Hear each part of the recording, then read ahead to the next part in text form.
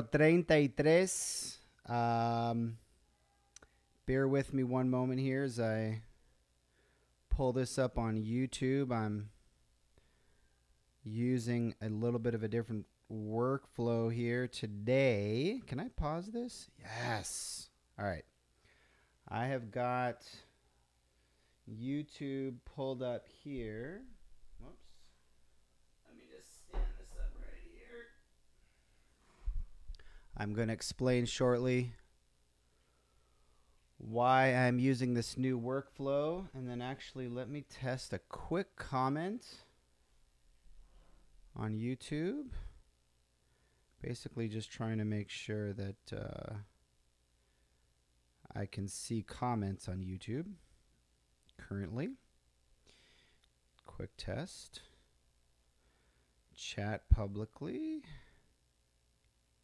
Cool. All right. So awesome. All right. So a little update on my setup here.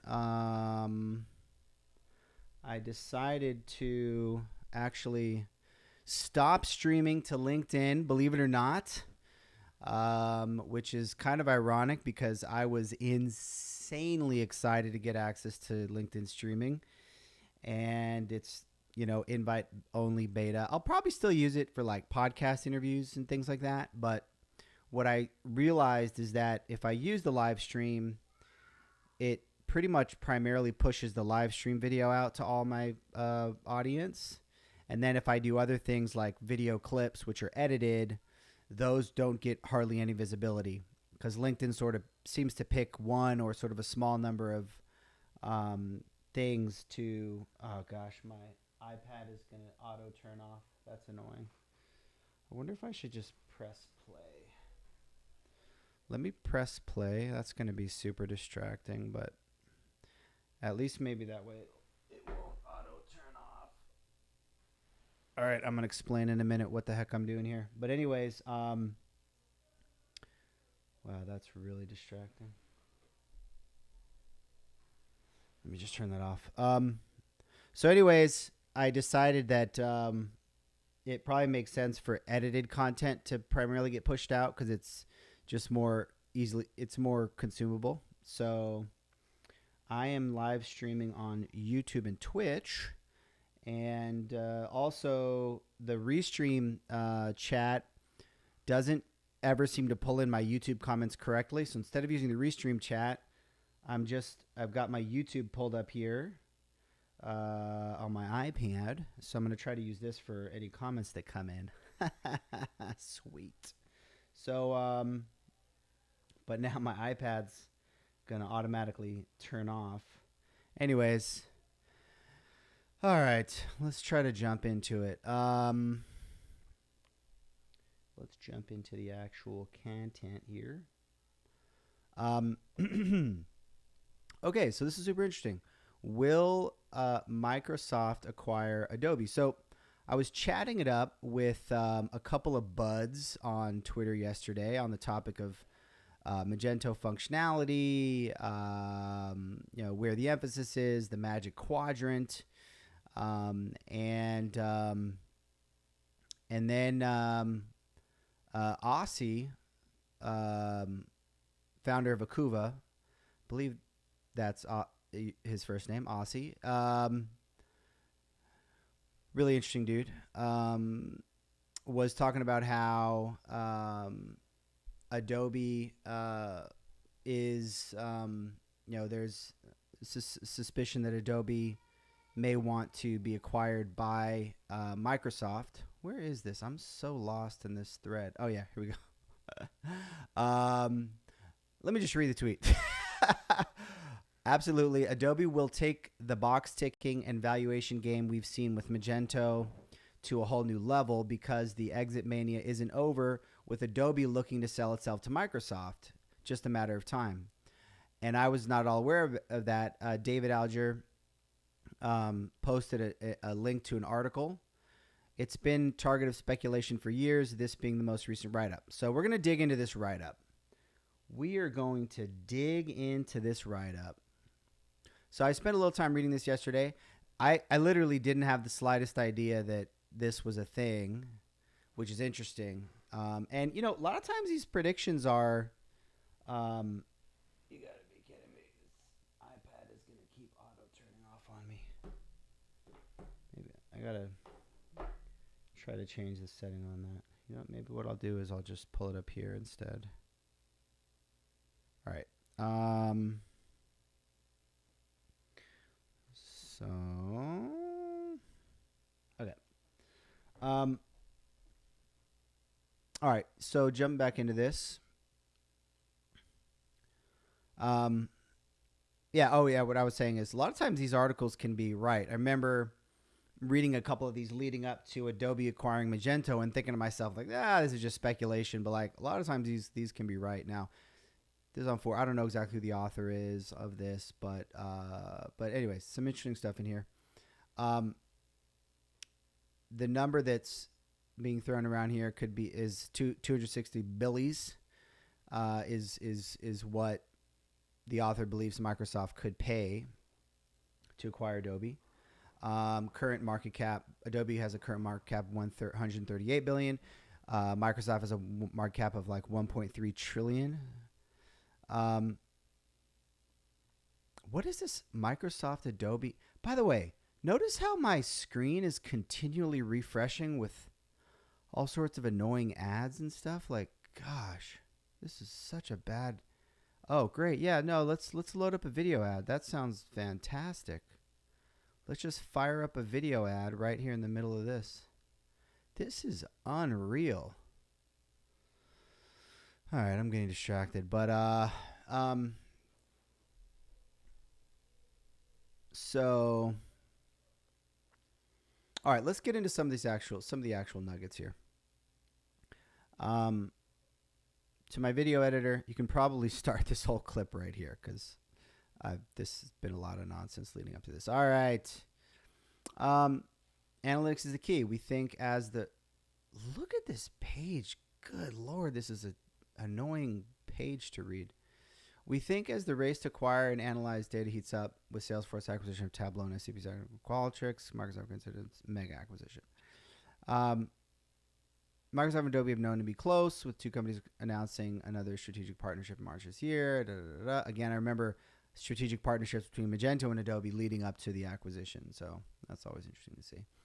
Adobe's weakness in monetizing Adobe Experience Manager could benefit from Microsoft help in the near term. There's a lot of discussion of Experience Manager. I have been trying to wrap my head around Experience Manager now for like 2 years. It's talked about a lot in the ecosystem. It's a enterprise product, so you can't actually see it without being in some enterprise deal. So I might have seen a couple screenshots. I still don't understand like what it is, which would be cool to be able to understand, but that's probably above my pay grade. Anyways, Adobe Creative Cloud fitting in well with Microsoft Office and Game Pass offerings. So a lot of what's discussed in here is they're like, well, Adobe aligns well with Microsoft, or this particular product fits in well with this other thing. And I'm like, what exactly does that mean? What does it mean that, and by the way, my browser, I don't know if this is showing. I don't know what the stream is showing. Oh yeah, the stream is showing this. Notice how my Chrome tab is just loading continually.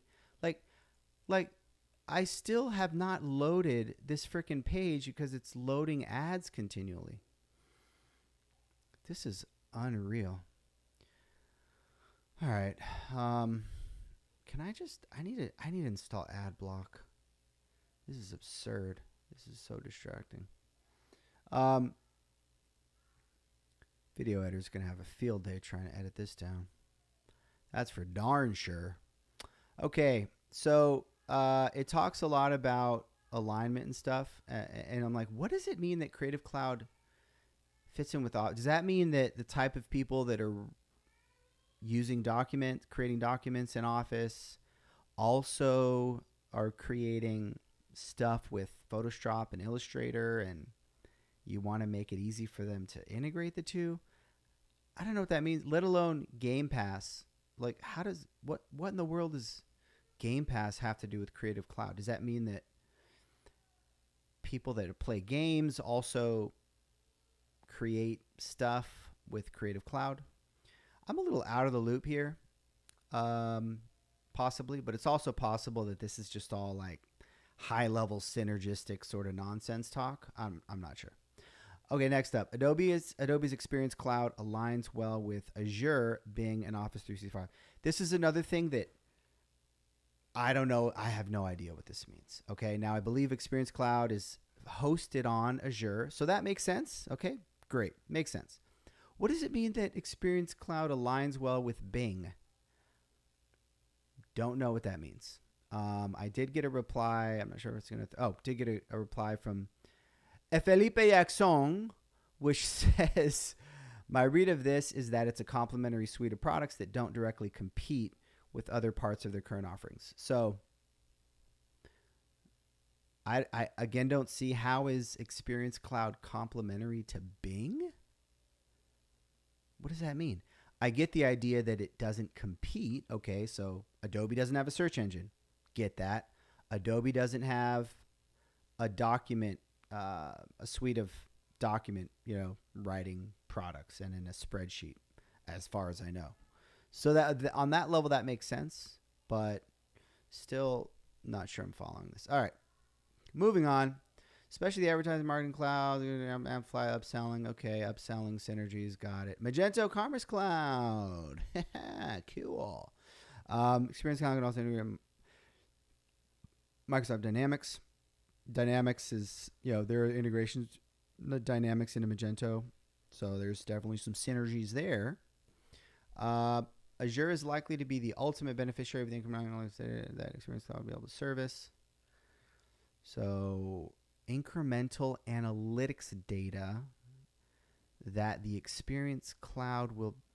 What does that mean? Does that mean if they were to merge, Experience Cloud would have an influx of customers and analytics data, which would then drive Azure hosting? Okay, makes sense. And here we go. Mentioned this earlier. Experience Cloud runs on Azure. Adobe's publishing products can easily be incorporated across Microsoft's Office and Dynamic product lines. Adobe's publishing products can be incorporated. What are Adobe's publishing products? I don't know. Is that talking about Photoshop, Illustrator? I don't know exactly what that means. Not a big Adobe user, so that may explain a lot of my confusions here.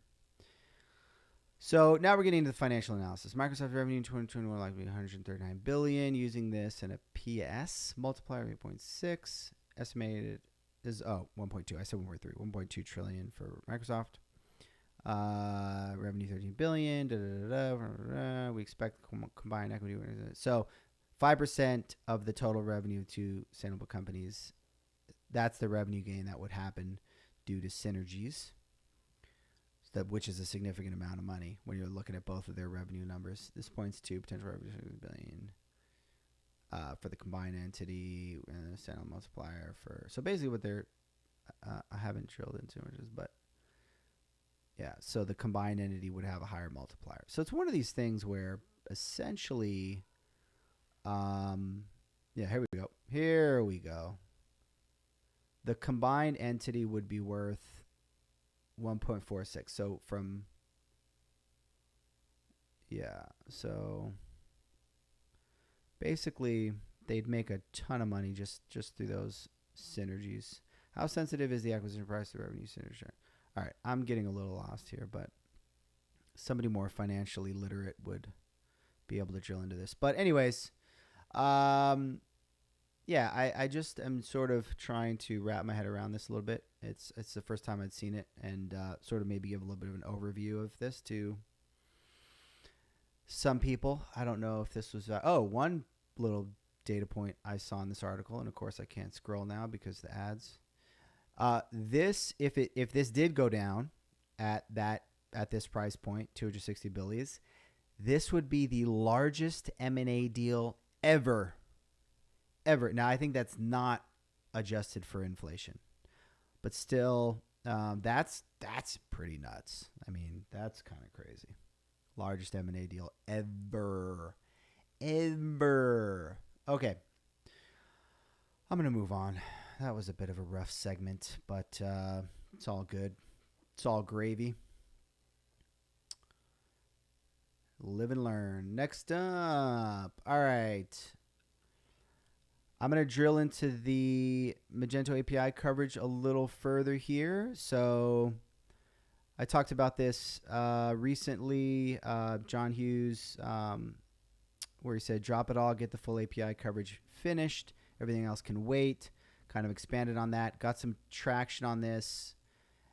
And I was hesitant to say this because, there's a lot of people I know and love on the Magento side, and I don't want to be like, I'm hesitant to criticize other efforts. But I just feel this way, and I feel it's important to the health of the ecosystem, and like, I feel like everybody feels this way. And so anyways, got a reply, which was great, from Nishant Kapoor, product at Adobe, leading GraphQL, services isolation and microservice initiatives. So this is, I think this guy is I think pretty dialed into this particular topic. And he said we're already at 70% coverage for BDC storefront as of 2.3.3, on track to finish BDC in Q1 2020. So this is a cool update. This is a good update. Glad to get this reply here. My it's easy to be critical when you're not the one actually doing the work, and so part of me is thinking like, is that fast enough? I mean, it sounds reasonable. Part of me feels like, if you threw like a dedicated engineer at this, like you could just knock it out in a month. But I'm probably oversimplifying. But I mean, it's good. I mean, that's relatively near term. So I guess that's good. I'm not sure how I feel about how fast that is. Question. So that's B2C. Then my follow-up question was, what about B2B? And then he said that they're working on a roadmap for that, which is cool. I think B2B is critical as well. I almost feel like Magento is long-term. I mean, and Magento has been pushing B2B heavily for a while now. I almost feel like, you see B2C market share, and this is, we're simplifying things a little bit when we talk about B2C and B2B. I mean, simple B2C use cases are better served by SaaS options. Okay, simple for that. What exactly does simple mean? Not as much need for customization, that kind of a thing.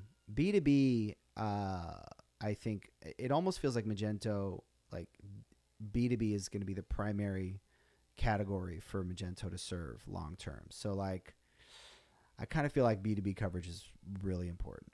But anyways, it was good to get an update here. Also, this sort of tied into kind of mixing up my topic segments a little bit here, but the previous segment on I don't know if I want to get into that. I'm not going to get into that. We'll just leave this as it is. All right. Next up, this is a little bit of a disorganized stream today, but it's okay. It's all good. Live and learn, as my father always said. He didn't always say that. It's one of those phrases you want to say, as my father always said. I don't even have a link for, okay, great. I didn't even prepare links for a number of these topics. So I'm going to pull up some generic images for these topics, as one does.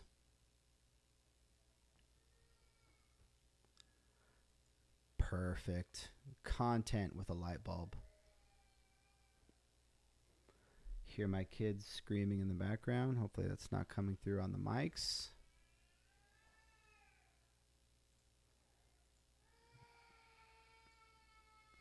Hearing that pretty loud.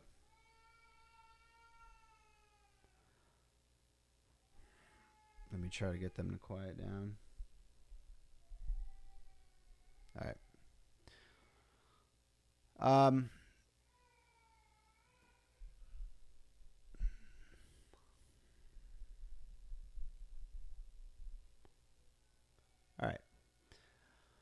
Okay, so next topic. If you're trying to create more content, don't limit yourself to certain topics. Talk about everything that comes to mind, and then segment out those topics. So this is a technique I'm kind of experimenting with, and I'm enjoying. Um, if I know that in the past I was very much would try to limit myself to talk about things that I felt were in my wheelhouse, whether that was Magento or development, things like that. And then if there was other topics, that were outside of my wheelhouse, I'd be like, I can't talk about those because I'm not an expert and my audience doesn't care about those things and stuff like that. And what I'm doing now, which I think it is working, although I'm still perfecting the technique, is to give yourself permission to talk about whatever. If there's something you're thinking about, whether it's personal, whether it's work related, if there's something that is occupying your mind, you have permission to talk about it, right? And put out content on it. And there's a good chance that if you're thinking about something, if you care about something, that you should talk about it. Because if there's interest there, if you have interest there, then you're going to have something to say. You're going to have a point of view. Now, there's a sort of a multi-step process here where first step, give yourself permission to talk about whatever. And this is where, like, for example, in this live stream, I talk about a lot of random topics. Doesn't have to be a live stream. This could be a regular recorded video or whatever. But give yourself permission to talk about whatever. Then have a secondary step where you segment out the different things you talk about. So when I do these streams, not every topic that I talk about is going to make the cut to go into post-production. And my post-production process is I have a writer and a video editor and somebody that posts to social media. And so they take clips and they edit them down. They convert them to written posts on LinkedIn and things like that. And so at that step of the process is where you can say, okay, this topic was good. Let's publish it. This topic was, it didn't go so well. But at least you had a chance to express yourself, to get some reps in communicating on that topic, right? Like there's value in that in of itself. And so, yeah. And then the other step of it, which is something I'm working on right now, is to have separate social media properties, like for different sort of types of content. So like I find myself talking about remote work a lot. I still talk about Magento a good amount. I talk about e-commerce.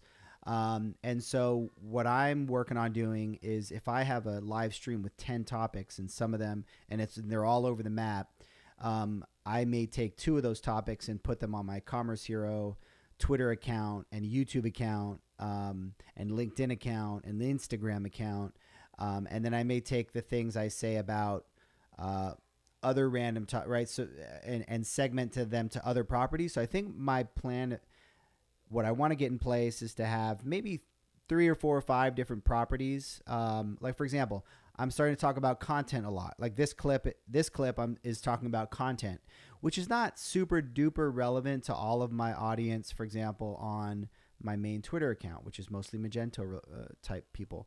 So I want to create a separate account for the content related content, and put it there, right? And so it ends up being a lot of moving parts, but I'm working on just a little basic system for this so that it's not really too complicated to just take your different things you talk about and segment them out.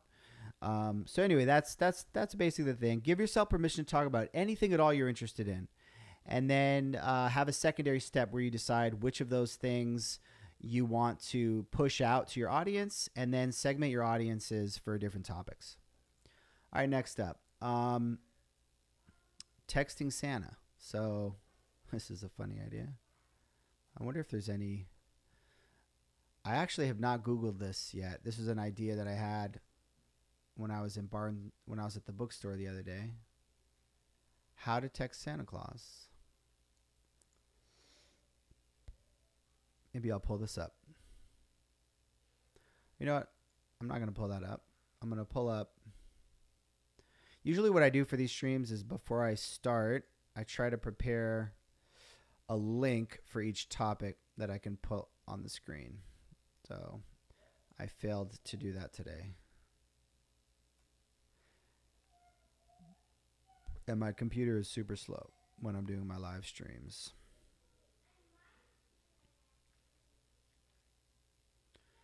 There we go. Good old Santa Claus. Cool. All right. So this is an idea I had. So I've been talking about SMS marketing. I've done a bit of content on that, which is actually doing really well. Getting a lot of traction on that. E-commerce related stuff. I've talked about what Gary Vee is doing and things like that. There's an idea I had. So I was in the bookstore and my daughter showed me a book, which was it wasn't a book. It was a letter writing kit to write letters to Santa. And then of course it had all sorts of, like, I'd never seen this before. I guess I'm not paying much attention to toys, but like on the letter writing kit, there were like stickers that said download on the App Store and Google Play Store. So it has like app integrations, and I'm like, wow. Like, when did letter writing kits turn into apps? But anyways, I was thinking to myself, I've been thinking about use cases for SMS, and I was like thinking when I saw that you're writing letters to Santa, I was thinking, how cool would it be to have like like you can text Santa Claus things? And I don't know exactly how this would work as an e-commerce play. Or like how to monetize this, or maybe not monetize at all. Maybe just do it for the fun of it. But it seems like there's something fascinating there where, like, if you could say, hey, text Santa at this phone number, and then kids could send texts, and then they could somehow get a reply. Like maybe it's just maybe it could tie into like a wish list kind of thing. Like the kids would say they want X, Y, and Z. And then maybe Santa would reply, or, you know, you could do fun stuff in there, like, have you been good this year or whatever, and things like that. You could somehow tie it into the parent, like the kid could text them, and then it could somehow, like, that's another approach. It could even kick that over to the parent, and then the parent could reply in the background, like, so that they think they're texting Santa and they're texting their parent, right? Like, you could play around with it, do something fun, but it seems like there's something there. It seems like there's something fun that you could do there, which is it's a modern version of writing letters, and so I think there's something fun there, something interesting there. Okay, next up, this is related to. Man, I really should have gotten my links ready beforehand.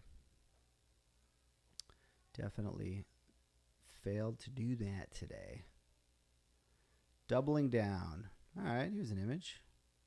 Doubling down. All right, this topic is related to when you're related. This is a strategy for putting content out, and it's that it's to double down on category and types of content that are working well.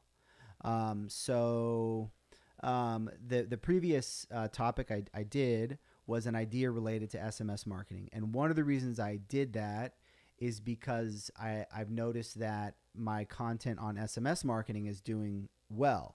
It trended on LinkedIn multiple times. It's getting a good amount of traction. It's something that people are interested in and thinking about.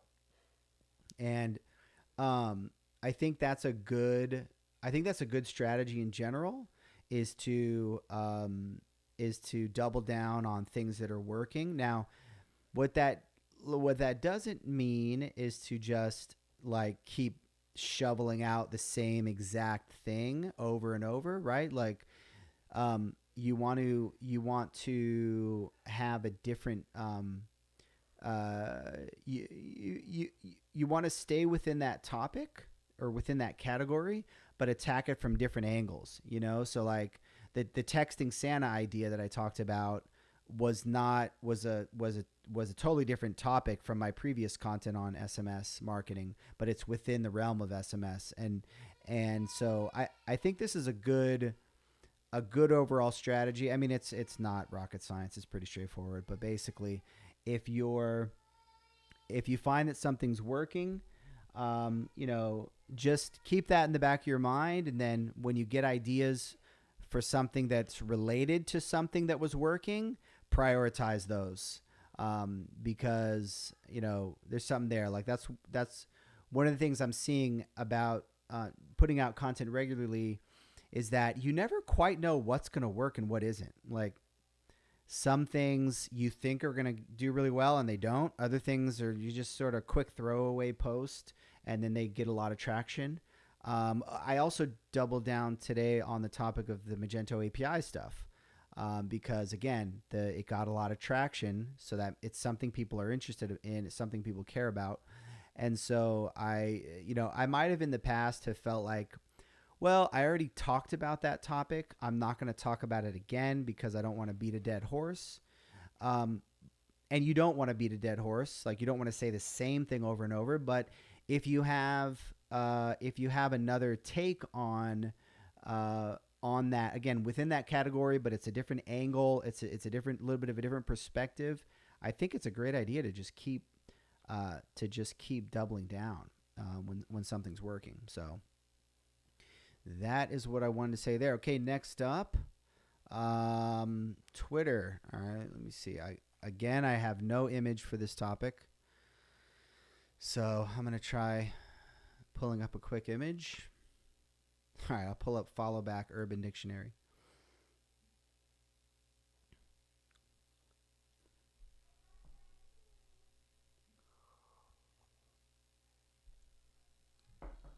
Okay. This is not what I had in mind. Let me just pull up an image. This is going to be one of my longest streams, I think, because I have a lot of topics and it's taken a long time.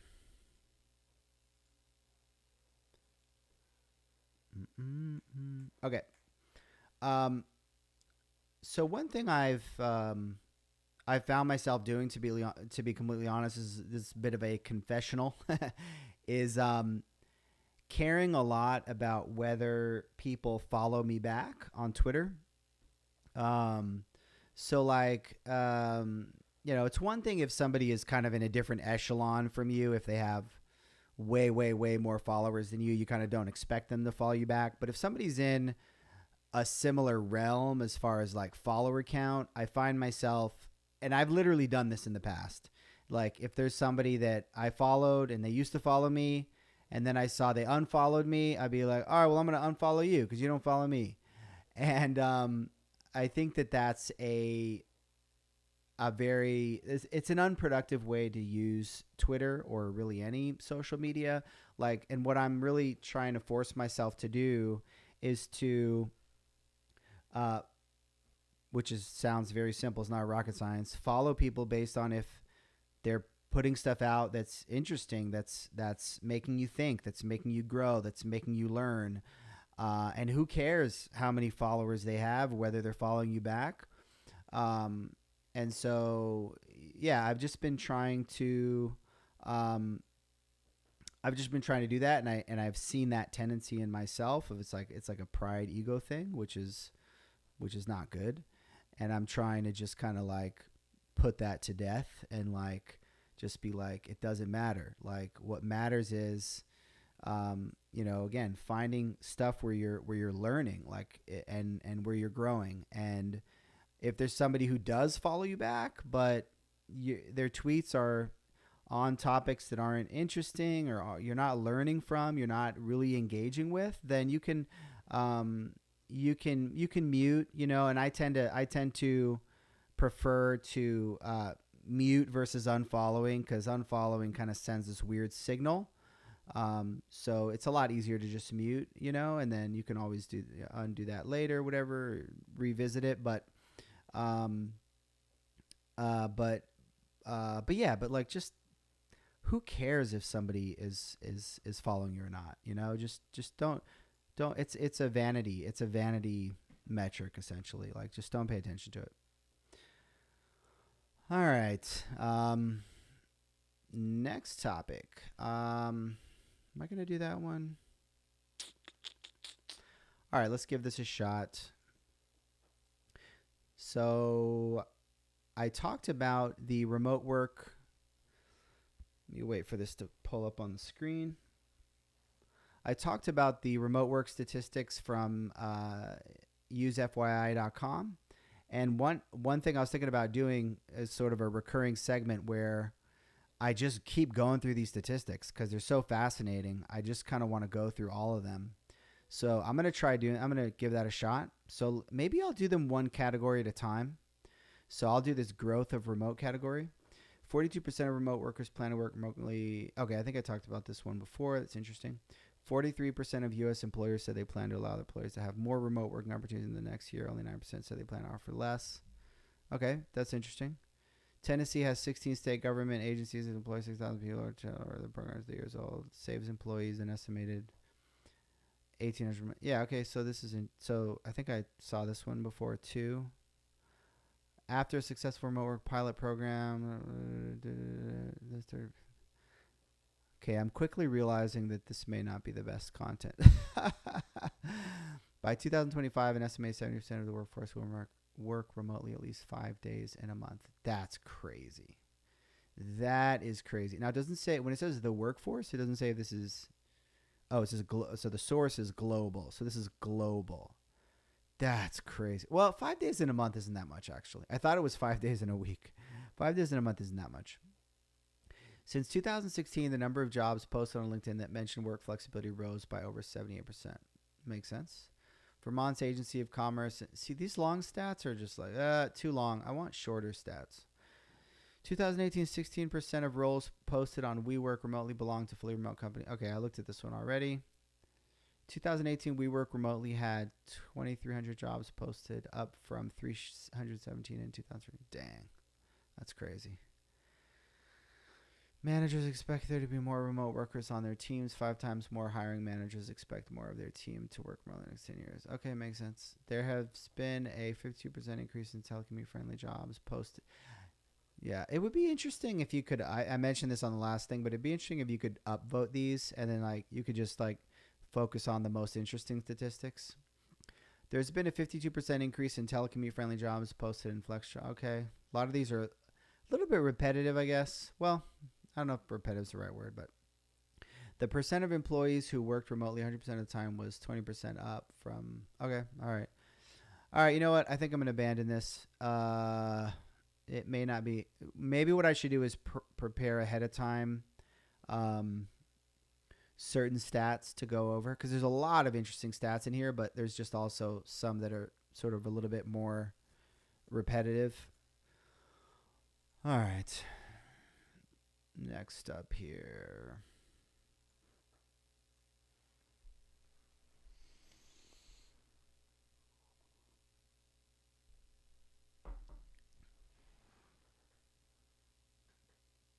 All right. This is a really cool idea I saw. A tweet from Brandon Chu on Twitter. Want to build a better mint.com where it might have been today if it never got acquired and left for dead in 2009.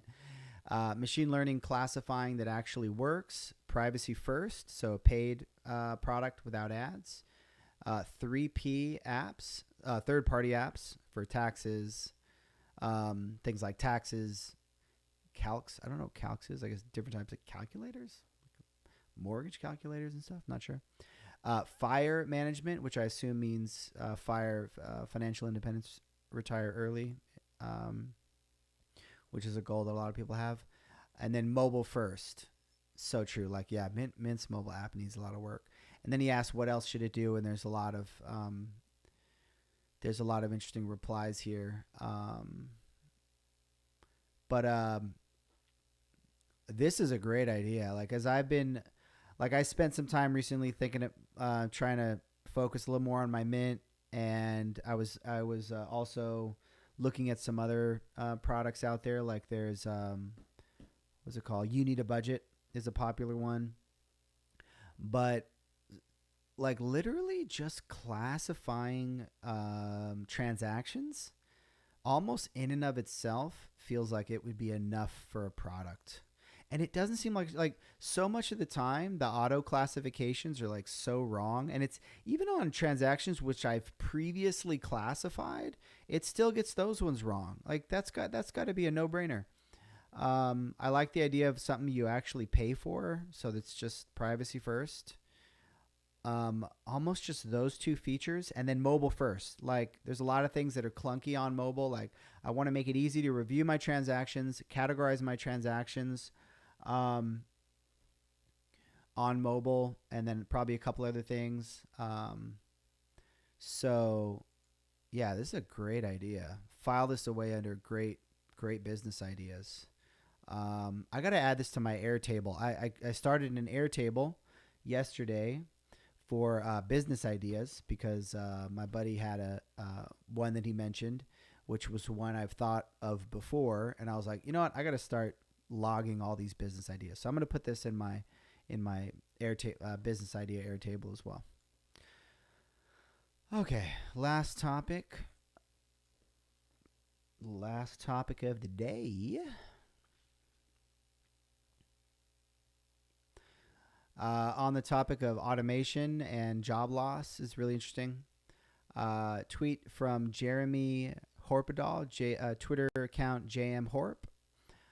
New study just released. Automation might end most unskilled jobs in 10 years. Something we hear a lot and a lot of people believe. Just kidding. It's from 1961. So it's a screenshot of an article literally from 1961.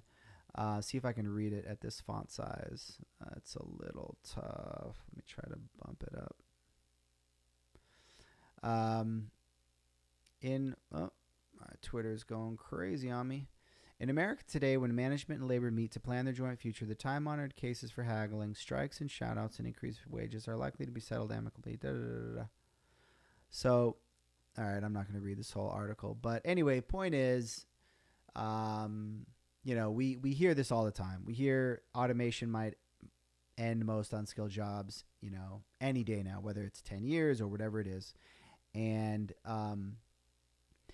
yes, there are some unique factors today that did not exist in the past. There is AI. AI is different from other technologies. But people have been saying this forever. Like forever, people have been saying this. And it hasn't happened. There's been a lot of insane technological advances. I mean, look at electricity. Look at cars. Like people used to ride horses. And there's been incredible advances in technology throughout time, and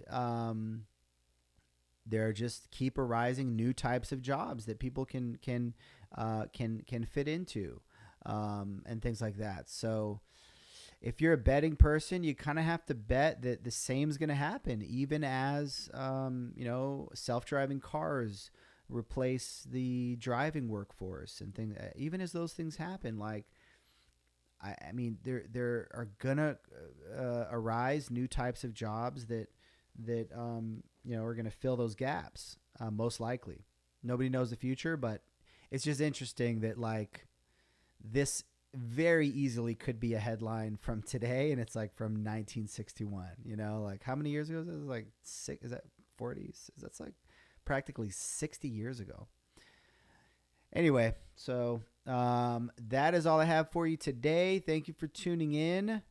Hope you have a fantastic Monday.